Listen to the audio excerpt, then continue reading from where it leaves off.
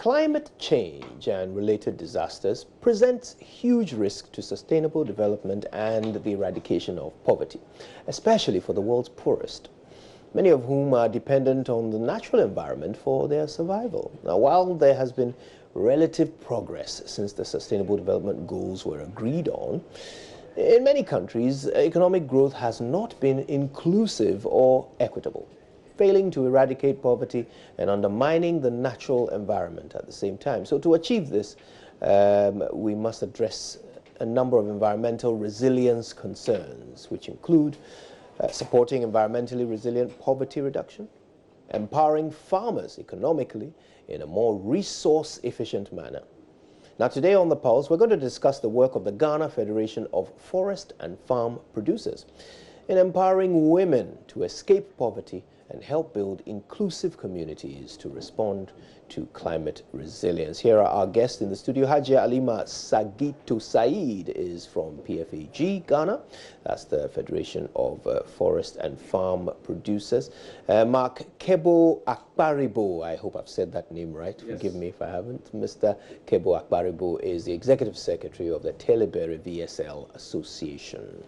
Well, hello to you both. Why don't you first tell us about this concern of women not being able to escape poverty? Thank you very much, Kojo, and pleasure to meet you.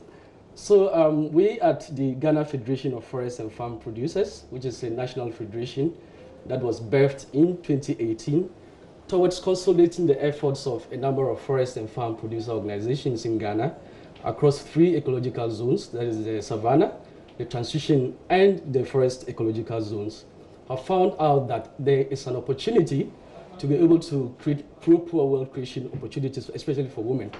But there are teething problems that we all need to address. In the face of climate change, there is a need for a paradigm shift from single commodity value chains to more diverse commodity value chains, which we call the baskets of products. Right. Now we are doing this in partnership with the Forest and Farm Facility that is being supported by the FAO in collaboration with its global partners. We are looking to ensure that we are using our strength in numbers to be able to address key issues concerning our membership. Right. So tell us a bit more about your federation. Which parts of the country do you operate in? So we have structured the federation across 3 key ecological zones. That is for the northern sector, that is the Savannah Ecological Zone, the Transition Zone, and the Forest Zone. Right. So for each of these zones, there are existing FFPOs that have had the opportunity to partner the FFF project, that is the Forest and Farm Facility project, towards delivering services to their members. Right. So our constituents are mainly farmers, that is smallholder farmers, but then also member-based organizations. Okay. So these are all member-based, self-selected towards a particular cause and across various value chains across the country. Okay. Hajia, tell us about some of the problems that you and other members face. Yes, thank you very much for having us to discuss this very important national issue, especially climate change, women, and how their livelihoods are affected for that matter. Yes, as women, you know, women are very close to nature. A lot of the things we do is nature related. We go to the farm, we harvest, we fetch water, we carry firewood. So they are all forest and farm related, in addition to the direct farming that we do. Now, in doing all these things, in relation to your question of challenges, we do all these things hoping to do it well and get returns on it. But we are always confronted with a number of challenges. And critical among them is the climate change that is approaching. It's even very close to us. It's just there, we are living with it. And how does climate change affect women and our livelihood in relation to our forest and farm activities? Now you see that there is constant reduction in yield. It's very rare. We see that women now need to spend more time to access firewood to be able to live as an energy source.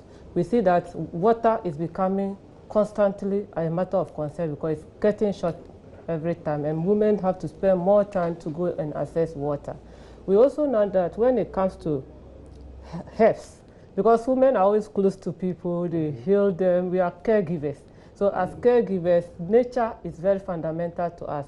And for that matter, crops and what is contained on the land is very important to us. And we are consistently losing that as much as well. So in addition to that, it's also the issue of even economic resources to be able to even invest in what we want to do well.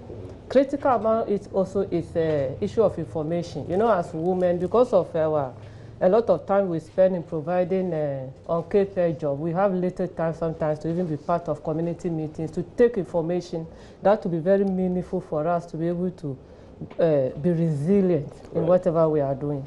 So moving forward, very, very importantly, this particular FFF project, which is very particular about building models that will help women that the little time they have, business-wise, along the value chain, they're able to develop businesses that will be able to be income generative, based on what they have now. So it's very important as far as this particular project is concerned.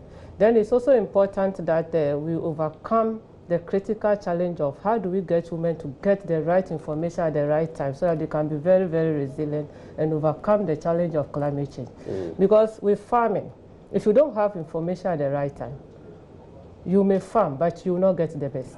And that has always been the issue of women. We spend a lot of that time doing things that do not allow us to be able to assess. Besides that, when we are talking about rural farmers, who are the real core of the people who feed this our nation, which we don't, I don't think that anybody wants to contest the fact that women along all the agri value chain, we play a very critical role.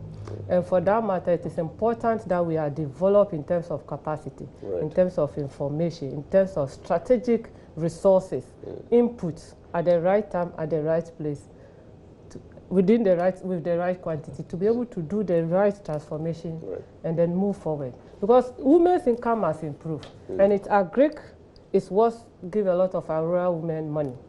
In addition to other tree crop activities like share, if you come to the northern sector, if you come to the southern sector, you look at a lot of women are into cashew production. So if you look at all these tree crops, in addition to the crops that we farm traditionally, then that gives us the fact that, and they are all being affected by climate change. This is what I wanted to ask you, and if you don't mind, I'll stay with you. I'll stay with you for just a moment longer. How are you able to tell that these challenges are being caused by climate change? You know, it's an issue that is debated heavily across the world. There are some who don't even believe it exists. So what are the things that you see on the ground that tell you clearly that it is climate change causing these challenges? Research, climate change there's definition for climate change. There are consequences for climate change. So if you understand the definition and you break it down in the various components of climate change and what it stands for and what the consequences are, if you are living in an environment and you are faced with them, then you can attribute it to it. That is practically how we are doing the attribution now. Now, in addition to that, we also know that for us, if we compare in terms of how the environment has been, the landscape has been, and what we are getting out of it, compared to now, where the forest is almost off, and then you are not getting the yield, and then you need to use more chemicals, the soil fertility is reducing, the ecosystem is just almost off. Then you can just say that we are attributing it to climate change, just based on practical issues that are on the ground. Okay. So who knows about this? I mean, who have you spoken to in authority, and what's being done? So we are working in partnership with the FAO, with its partners on the forest and farm facility. We're also building the necessary relationships with government institutions such as the Ministry of Food and Agriculture, the Ministry of Environment, Science and Technology and Innovation, and then the Ministry of Lands and Forestry. Now we are trying to launch GAFAP because we've done our initial zonal level activities at the various ecological zones, had some media roundtables where we highlighted the issues of women in agriculture. And tomorrow at the Swiss Spirit Alisa Hotel, we will be doing the national launch of GAFAP to now birth the whole GAFAP idea that has been in the works. And I must say that this, Kojo, GAFAP is not coming to replace the various FFPOs in terms of their identity.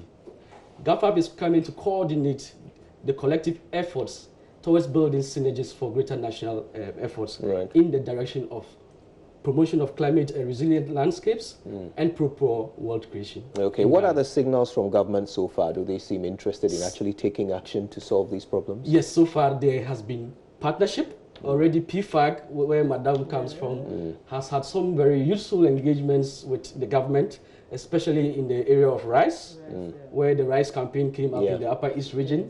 And there were some positive developments in that direction where the government is, through the Ministry of Agriculture, now providing treasures across those belts that were having those challenges. And so we believe that there is more room for constant interaction between the various government agencies.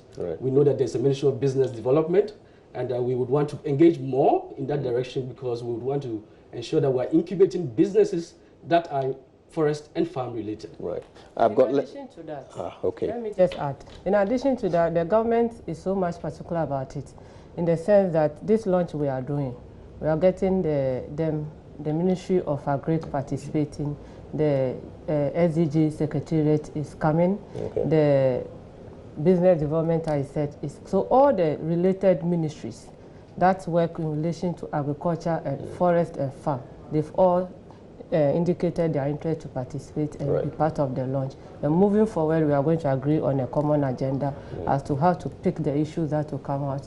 That has been coming out or will come out from the discussions forward.